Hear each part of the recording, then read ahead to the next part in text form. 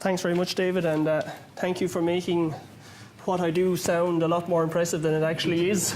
I think from today's presentation, for those of you that know me, perhaps the most surprising outcome is that I do actually own a tie, and I occasionally wear it. But I'm going to chat to you today about improving sustainability of small ruminant production systems. And sometimes when we talk about something like sustainability, it's talked about by people in shirts and ties in nice buildings in D4 and other parts of the country. But we can't overlook the challenges that face the primary producers when it comes to operating these production systems. You know, in the spring that we're currently in, or if you can call it spring, has been very challenging, you know, from the actual farmer's viewpoint in terms of keeping their animals alive and keeping their animals fed. You know, so this scene is not unfamiliar around the country for farmers at the moment, or a little bit earlier back in March where they were lambing outdoors. The situation with lambing indoors wasn't a huge amount better, and many sheds were filled with snow during the lambing season. But I'm happy to confirm at this stage that the sun did actually shine for one day during the lambing season in 2018. It's shining again today, and I'm fairly confident it will continue to improve as we go on. So coming around back to the sort of the bigger picture of small ruminant production systems, and they make a number of really important contributions globally. In terms of the products they produce, and particularly in this part of the world, meat. Milk is increasing in recent years, and the fibres, there's an interesting story there around the fibre which I'll tell in a few minutes.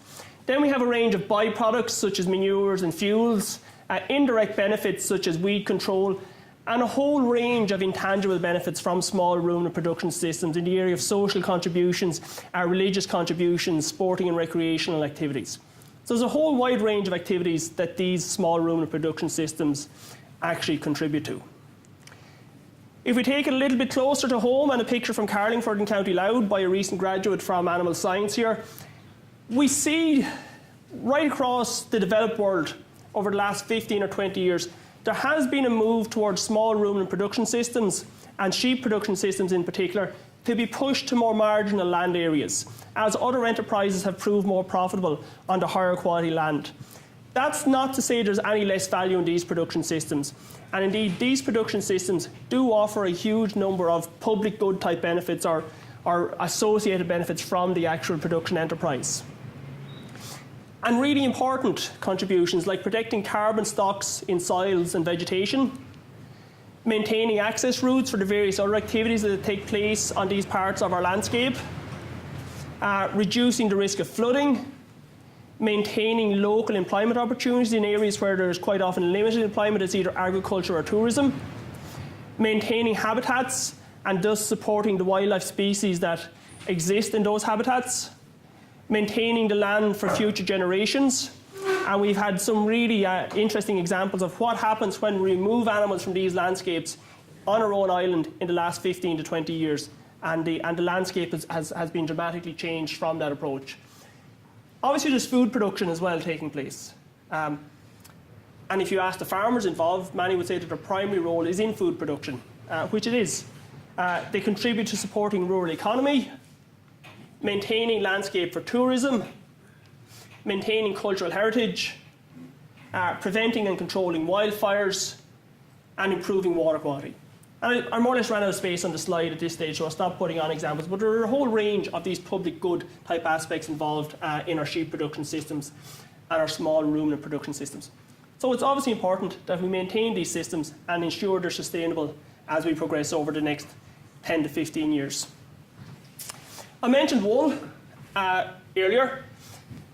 And when sheep really became farmed in any serious consequence 300 years ago, 250 years ago, their primary product was wool. And wool had a huge importance as a fibre for clothing in particular at that stage. But we have seen a huge decline in the production of wool over the last 25 to 30 years. You know, production globally now is about half of where it was back in the early 1990s.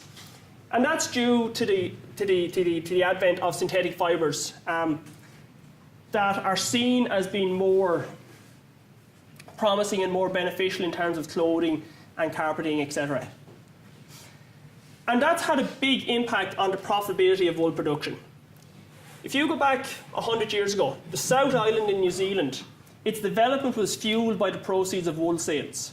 Wool was so valuable at that stage that people were actually employed to walk around the fields and pick the wool off the fence lines. And nowadays, wool, we're breeding sheep so that the wool would fall off them naturally, that we don't have to actually harvest it or remove it, because the profitability from the wool sales has become so small.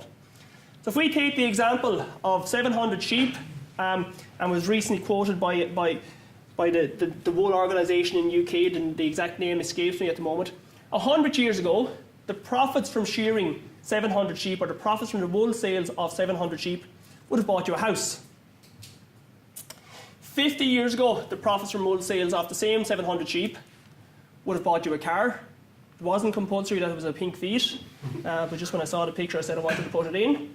And last year, the proceeds of the wool sales from 700 sheep was just about enough to buy a flat screen television. You know, so that really shows the decline in the value of this product. So when we talk about sustainability of small ruminant production systems, here is one of the products which is no longer sustainable from an economic or a profitability point of view. That places other pressure or additional pressure on the other products we produce to ensure that sustainability does remain in these systems if we want to maintain them as part of our agricultural outputs. The last time, and this is just work data from the New Zealand example, but it's pretty much reflected across the globe, the last time that wool was worth anything substantial was during the Korean War. And was basically, there was in high demand to produce blankets and socks for the soldiers fighting in the Korean War. And as we've seen, there's been various changes that have taken place over the last 50 years, but the advent of synthetic fibres have really put pay to the wool as a product. It's now very much a niche product. And you do get small localised success stories with wool, but as a commodity, its value has substantially declined. I leave meat to one side for a moment. That will be the major focus of my presentation today. If we look at the other sheep products, so we have discussed wool, and we've seen a decline in value over the last 50 to 60 years. The skins are a little bit cyclical, but there's been generally an upward trend, and particularly a large market in China for skins, and from both sheep and goats. And where there does seem to be a reasonably bright future is in cheese and sheep milk production. Now, volumes at a national and at a global scale are still quite small, and while the price increase has been rather cyclical over the last 25 to 30 years, we do see a really strong upward trend in the value of this product. At the moment, that's not an industry that's well developed in Ireland. Of the 2.6 million breeding sheep we have in Ireland, about 10,000 are dedicated to this production system. So it's a real niche market, or a real niche enterprise at the moment. So our primary product, and where the game is at in most of the developed world, is in terms of sheep and goat meat in the diet. And there are various pros and cons, and we have had people talking at this seminar series this year who are much more expert than I to talk about the health benefits and otherwise of including meat, and sheep meat in particular, in the diet. But it is important to recognise that fats have got a lot of very negative publicity over the last 50 to 60 years, and a lot of it has been rather unfounded or not substantiated by strong research evidence.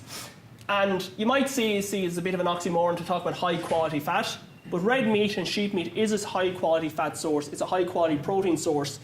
It's an important source of important and highly bioavailable micronutrients such as zinc and iron. And there are a whole range of polyunsaturated fatty acids, branch chain fatty acids, and various biohydrogenation intermediaries present in sheep meat, which have a lot of purported and proven animal or human health benefits. But similarly, there are a number of negative associations with the inclusion of red meat and sheep meat in the diet, including negative links with cardiovascular disease, and carcinogens and mutagens generated during the processing of red meat. And we'll see in a moment how that's playing out in terms of global consumption patterns. Okay, so that's a little bit of history. In terms of future growth and what we expect to see, we know population is increasing, and that's going to drive demand for all products. So we'll just look at what the future is projected to look like now. The UN in 2015, and I suspect you've probably all seen this detail and figures before, has produced various projections for global population by 2050 and by 2100. The medium variant is projected to be the most likely outcome, So what we're seeing is that by 2050, there will be about 9.7 billion people on the planet. By 2100, there'll be 11.2 billion people on the planet. Now, even let those estimates be out by a billion people or so, it's still a big number, and it's still going to drive demand for all food product. Interestingly, we're seeing the rate of population increase declining, and we've gone through that real spike in terms of annual population increase, whereby back in the late 80s, early 90s, there was almost 100 million additional people per year appearing on the planet. We all get excited when we talk about there's no concern over the future of primary agriculture. There's more people, so they'll need more product. Happy days. We need to be very considerate in terms of where that population is going to be. If we want to call it the developed world or the higher income countries, we're pretty much seeing that population has plateaued, and it has been stable for 50 to 60 years. The population growth is coming in Africa, really, really high population growth, with somewhat of a levelling out in population growth in Asia as we move closer to 2100. From the point of view of a country located in the EU, looking at markets to sell their product into, a lot of these markets, as all of these markets, are trading at world price, which is substantially below EU market price. So it's not just a case of there's more people, they'll want more product, we'll make more money. The dynamic or the location of this developing population is also interesting. We can see, going back to 1950, it was about a 2/3, 1/3 rural to urban population dispersal. Again, by 2050, that ratio has flipped on its head. So you have a 2/3 urban, 1/3 rural population. So not only have we more people on the planet, but a larger percentage of those people do not have the opportunity to produce their own food. In an urban setting, there's very limited opportunity for producing food. So we need, and we're depending on the people in the rural setting and those involved in primary food production to increase the number of people they can actually feed. And again, that challenges in a large number of ways in terms of the sustainability of our production systems. With more people more urbanised, and people are also becoming wealthier. And if we look at the low and middle income countries and projections for GDP, or gross domestic product in those countries, up to 2050, we can see it's projected that we will get almost a 4-fold increase in global domestic product, on average. And we know that when this type of wealth change takes place, people attempt to meet more of their dietary requirements from animal food sources, from meat and from milk. So the increased wealth is projected to drive the consumption of animal products. So to summarise what the future may look like, these are guesses, they're best guesses. There'll be 9.7 billion people on the planet by 2050, largely in Africa and Asia. They'll be increasingly wealthy and increasingly urbanised, and that increased wealth will drive demand for animal products. Okay, so that's looking good so far. It presents opportunity. What does this opportunity look like? Well, we'll look at developments in the recent past and how those are projected to continue into the near future. The left-hand side represents high-income countries. The right-hand side represents low and middle-income countries. But there's a couple of things I think we can see quite clearly in terms of per capita protein intake.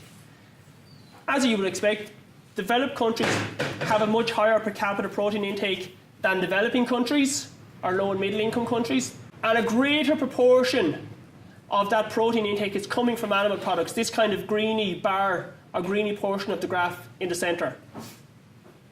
And that's pretty much stabilised at this stage.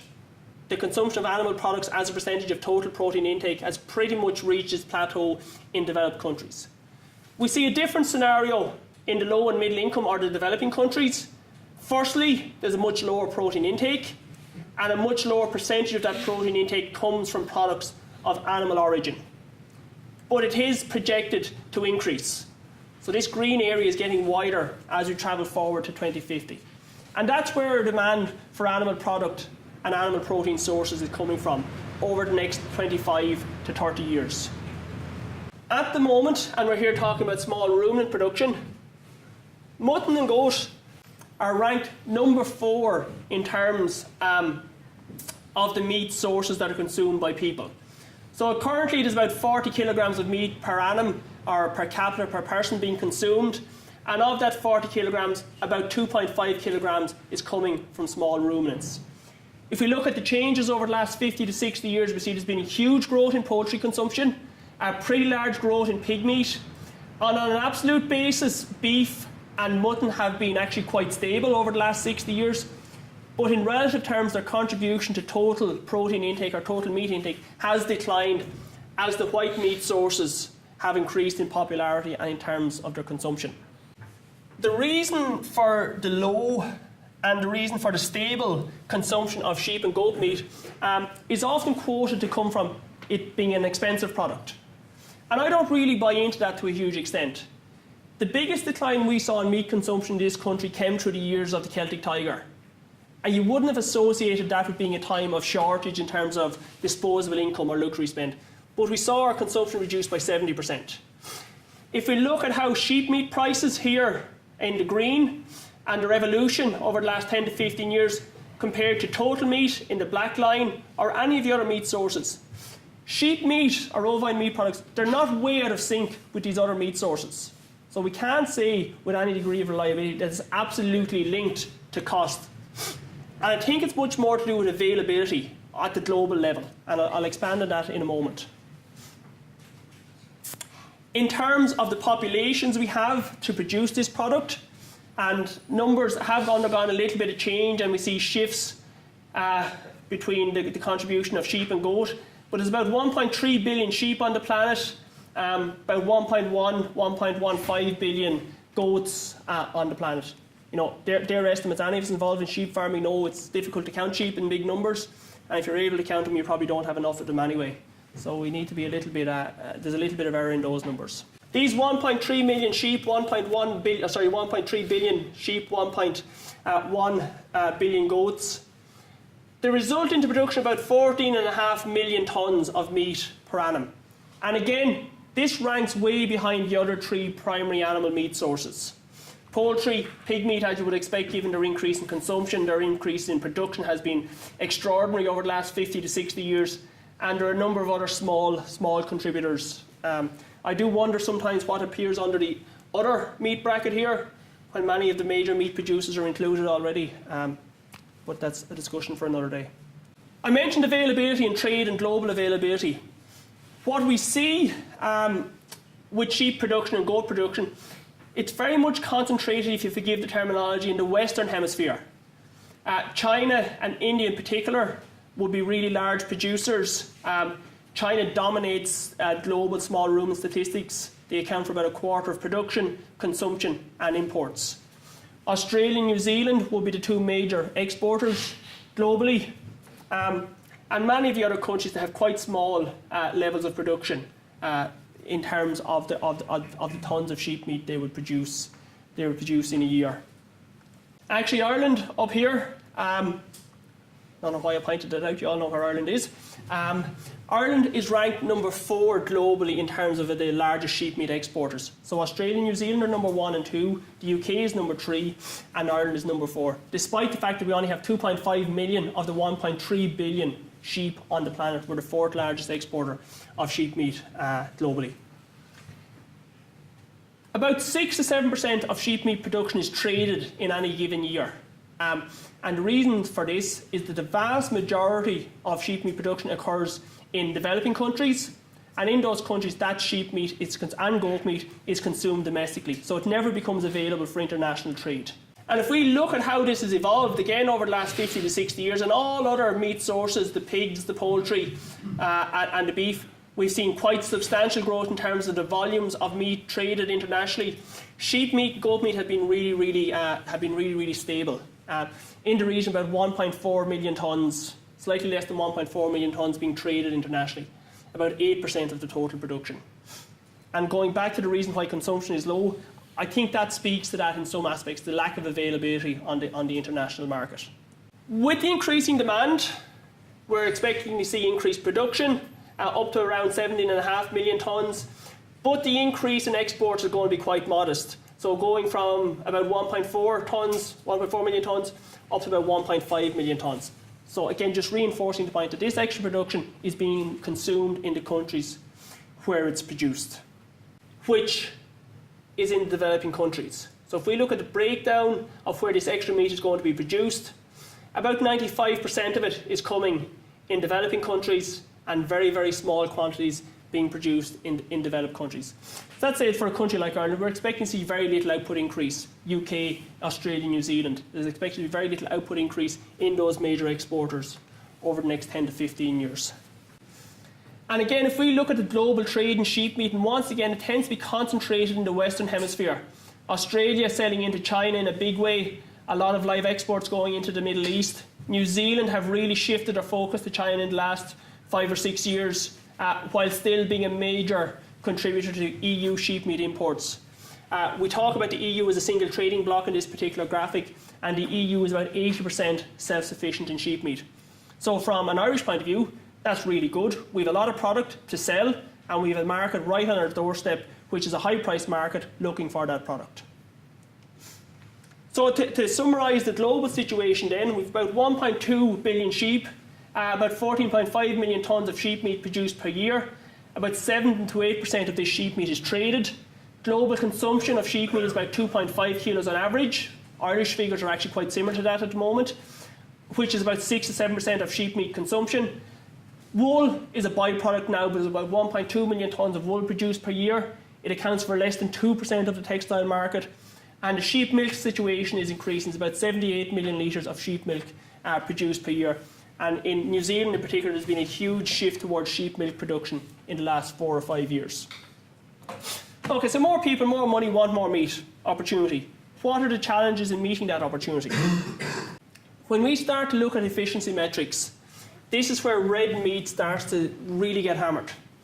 And as I start to present these figures, I just want to point out that it's very dangerous to look at single metrics when you're looking at the efficiency or the sustainability of any particular product.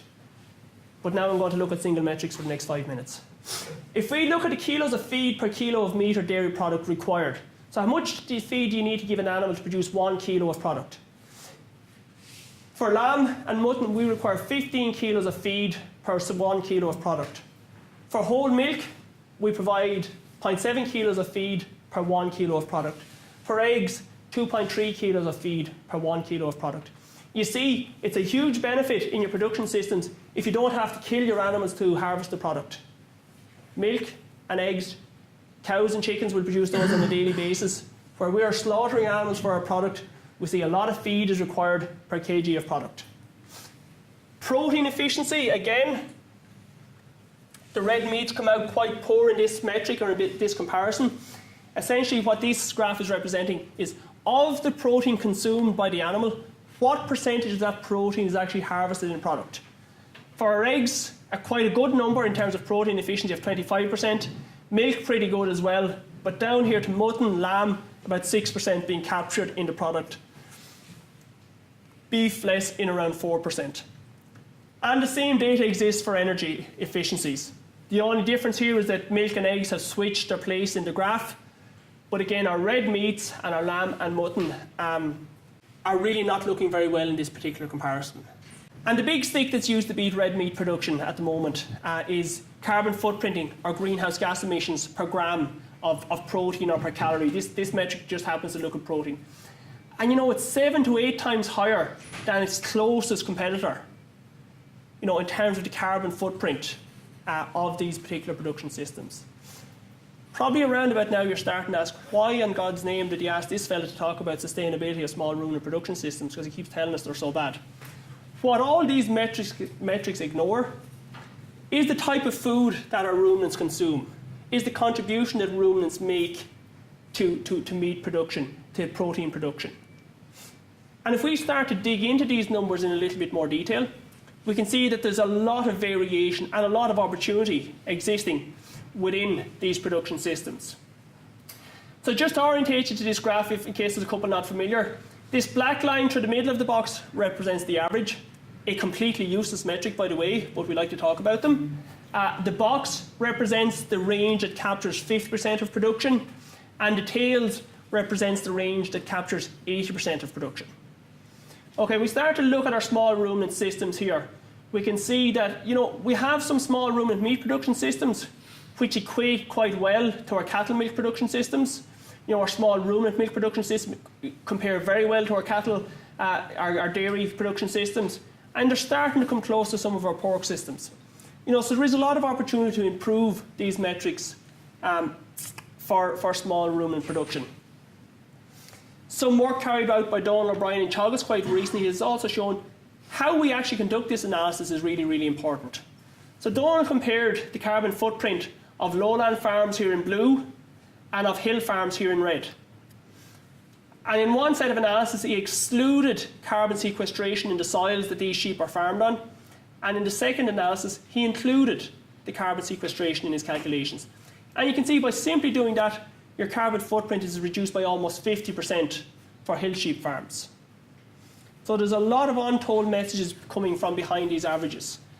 And we saw earlier in the presentation the type of land that these hill sheep farms operate on. It opens up a land resource for food production by grazing them with small ruminants, which otherwise would not be available for food production. Having said that, per gram of protein required, beef and mutton, again, they require a lot of land. So 1 metre squared per gram of protein. A gram of protein will fit on the head of a pin. You need the size of the desk here to produce 1 gram of protein from a bullock or a sheep. You need about the size of your fingernail to produce 1 gram of protein from pulses or maize. Again, looking at this single metric, we get a very skewed picture. I'm not sure if Kevin would fancy ploughing that land there to grow wheat. I certainly wouldn't fancy driving the combine on this land here to harvest the wheat after Kevin had ploughed it. This comes from Morrison Farming actually in New Zealand. From both an economic and an environmental efficiency point of view, it's probably one of the most efficient farms on the North Island in New Zealand because it's utilising this land resource which would otherwise not be suitable for food production to actually produce food, to produce protein, which is required in the human diet and is wanted in the human diet. So we need to be cautious. And the final point I'll just make, and this is important given where we're going to see the increase in demand for animal products and the increase in production of these animal products.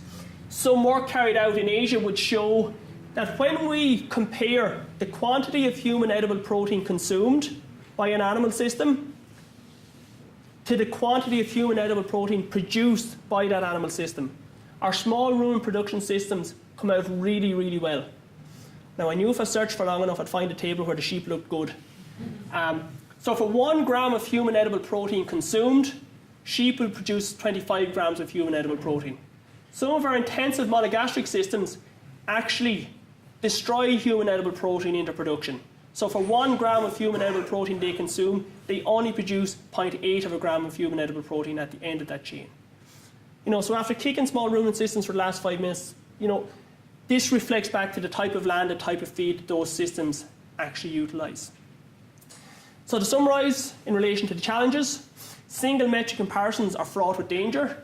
Small ruminants will utilise land and feed resources which are otherwise unavailable, and they will actually increase the quality of the protein that they consume. So do we have solutions to some of these challenges? And what are the solutions? Well, just to reinforce the point, a PhD student just recently qualified, Elizabeth Earle, working with myself and Philip Cretan in Athenry, would show that about 95% of the feed required to produce a kilo of lamb comes from forage sources, so comes from grass and grass silage. And a very, very small contribution of that comes from concentrates. We can make that system even more efficient if we increase the number of lambs each ewe gives birth to. So in this system, these ewes were weaning 1.5 lambs each. By increasing that up to 1.8 lambs, we made that a system more efficient from a feed utilisation point of view. Quite simply, the maintenance requirements of the mother were spread out over a larger number of lambs. So can we improve on that? And Helen Sheridan convinced me about 5 years ago that we could, and she invited me to be involved in a really exciting project she was PI of called Smartgrass. And it looked at replacing monoculture perennial ryegrass swards with more diverse multi-species swards. And I was interested in this from an animal point of view, and over the years I've become certainly much more interested and much more convinced of its benefits from all other aspects. So in this smart grass project, we're looking at the production potential of mixtures, grasses, legumes, herbs, from a forage production point of view initially, how much, what quality, how long does it last for, the effect of grazing on these mixtures, because a lot of the work had been carried out under a cutting regime. Where I was really interested initially was what impact will it have on sheep systems and on animal performance, both from a performance and a health point of view. Olaf and his colleagues were looking at earthworm communities and soil quality alongside Paul Murphy. And then Helen and her team, along with many other aspects, were looking at the effects of the mixtures on above ground invertebrate communities. And without wanting to do a disservice to the project, I've summed up some of the primary results coming out of it over the next minute and a half or 2 minutes. So when we included these more diverse pasture types, we improved land performance by 9%. You know, that's an increase that farmers would give their left hand for. We increased weaning weight, one of the key performance indicators in the sheep production system, by 8%. We reduced the days to reach slaughter weight by 8%. We reduced the amount of anthelmintics required by 50%. When we talk about sustainable small ruminant production systems at a farm level, not at an industry or at a global context, but at a farm level, anthelmintic use is one of the key challenges at farm level. Nitrous oxide emissions, one of the key greenhouse gases produced in forage production or in animal agriculture, and any time we work with soils, was reduced by 90% per kilo of dry matter. Massive reductions. All of this was achieved by applying 45% less fertiliser nitrogen to the swards. So an immediate economic saving there. And earthworm biomass and basically all measurements and all metrics of biodiversity and soil health and soil fertility were increased in these production systems. So we can take a system that's already quite efficient in terms of a perennial ryegrass-based system, modify that and make it even more efficient and more sustainable. And we're just recently, I say the Smart Sward project, which is a continuation from this Smart Grass project, is almost funded. We have a little bit of negotiating to do with the department, which will start after this seminar. And you know, this is not just a lofty academic goal. Industry are really involved in this. Industry are putting hundreds of thousands of their own money into this particular venture because they see the benefit of it and they see the future of it. The feed industry, processing industry, we've colleagues in Northern Ireland involved, we've colleagues in New Zealand involved. So there's huge scope, and we're expanding this project out into the dairy and the beef industry. So to summarise in terms of some of the solutions we have, small ruminant systems are efficient from a feed utilisation point of view, but they can be improved in terms of their greenhouse gas emissions, animal performance, animal health, and botanic and invertebrate biodiversity. Now, when you talk about sustainability, you can't leave out the profit. You can't leave out the economic sustainability of these systems. So what's that looking like? And this is where I start to be a little bit negative again. At a system level, if we compare our red meat production systems to our tillage system or to our dairy system, they do not compare well in terms of the impact or the effect of farm system on total farm income. There's all sorts of reasons for that. Not least is that many of these systems tend to be part-time enterprises or mixed enterprises. There's a lot higher degree of specialisation in the dairy and the tillage systems, and scale is also another issue that comes into play there. Our main limiting resource in agriculture in Ireland, in my opinion, is land. So if we look at the income per hectare, we see a very similar situation. And these are 2016 data, but they could flip from one year to the next. So don't get too worried about the ranking between the sheep, the cattle rearing and the cattle udder. It could be the opposite way around next year. But again, relative to tillage, relative to dairying, it doesn't look good on a per hectare basis. And this is where it starts to get really scary. When we express farm income as a percentage of direct payments, down here with dairy, less than 40% of the farm income comes from direct payments. With our sheep production systems, it's about 115%. You know, what that means is that the actual enterprise, the activity the farmer is engaged in on his or her farm, is returning a loss. And to pay that loss or to compensate that loss, they're eating into the direct payment coming onto their farm, which is money they would get essentially if they didn't do anything on the farm, which is really, really counterintuitive. Okay, there's 36,000 sheep farms in Ireland, registered sheep farms in Ireland. 70% of them have flock sizes which is less than the national average. Only 4% of them have flock sizes with 400 ewes or more in that flock. If we look at our main international competitor being New Zealand, the average flock size in New Zealand is 2,500 ewes. So there's a huge number of challenges in terms of improving the profitability given the scale of our production systems. But Alan Bohan, who's a PhD student who just did his Viva last week with us, he looked at some bioeconomic modelling exercises and he constructed 6 scenarios. We investigated profitability per hectare. We had 3 stocking rates, and again, stocking rate is a really important contributor to farm profitability. 10, 12 and 14 ewes per hectare. And the second key driver of farm profitability is the number of lambs weaned per ewe. So we had one situation, or one scenario, set of scenarios where the ewes were weaning 1.5 lambs, and the second scenario, a higher production where the ewes were weaning 1.8 lambs. And within, if I take these first 3 bars together, within prolificacy level, or within the number of lambs produced, stocking rate didn't have a major impact on profitability. You could keep more ewes per hectare, but it cost you more to keep those ewes, so your profit didn't really change terribly much. And the same at the higher prolificacy. Got a little bit of a better response by increasing stocking rate at higher prolificacy. But the major change came when we increased the output per animal. So if we take our ewe here producing 1.5 lambs, stocked at 10 ewes per hectare, and compare her to a farm stocked at 10 ewes per hectare with a ewe producing 1.8 lambs, profitability increased by about 80%. Because essentially to produce that extra 0.3 of a lamb, there's very little additional cost. There's very little additional cost. And these numbers up here represent the number of lambs which are sold. So those additional lamb sales, a lamb is worth about €100. That's essentially all profit. From 360 to 628, there's €260. You're selling an additional 3 lambs. So 260 of the €300 you get is profit. So there's a lot of scope for improvements, and there are a percentage of our farmers doing a really, really good job. So we'll take our 12 ewes per hectare at 1.8 lambs per ewe as being, a good, profitable system, and we compare that to the average Irish sheep farmer.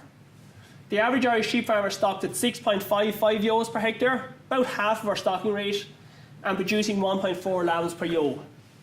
About 25%, 30% below the optimum production level. Now, this average Irish farmer, again, is part of Alan's thesis. This was a survey analysis carried out of farmers engaged in a knowledge transfer programme. So you could claim they were already the most engaged sheep farmers in the country. The farmer on average was 48 years old. They had a sizable holding, approximately 58 hectares. Average flock size was 150 ewes, so 50% higher than the national average. 27% were in sheep-owning enterprises, or 53% had a combination of sheep and beef. So about 80% were involved in what we call dry stock farming or meat production, where sheep are making a big contribution to their farming enterprise, and still we're seeing these 2 key performance indicators at really, really low levels. So that's going to be a huge challenge at an Irish context as we move forward. So to summarise, income is low at a sectoral level. There's significant potential to improve income through increasing stocking rate, but only if that can be supported from increased grass growth. And really the big one we need to get sorted out is increased output per ewe. And we've just started a new 5-year project at Lyons looking at how we can achieve that increased output per ewe in the most economically viable fashion. So I'd just like to thank the contribution of our PhD students over the last few years to what I've presented. In fact, there's been quite a good degree of funding to support sheep research in the last 5 or 6 years, and we'll have 2 positions coming available very shortly, arising out of the new stimulus grants which have been granted in the last week or so. So with that, I'll try to deal with any questions you might have.